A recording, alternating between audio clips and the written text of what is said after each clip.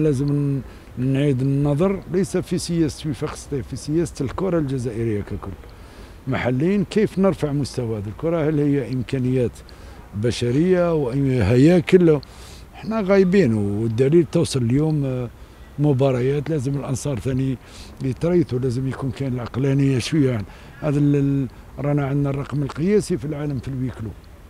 احنا الجزائر عندنا الرقم القياسي في المباريات بدون جمهور، وهذا السبب لازم الانتماء وردة الفعل لازم يكونوا مختلفين. ما يكونش الانسان يحب فريقه الى درجه وين يولي فيه عنف وفيه، بالعكس لازم يتقبل. تكون عندنا ثقافه الهزيمه، تكون عندنا ثقافه ان الفريق ما راهوش في المستوى، لازم الانسان يترفع. احنا مع الاسف الشديد كل الفرق عندهم كما يقول لك الشبح تاعهم الانصار، يخاف من الانصار لان رده الانصار ديما تكون سلبيه.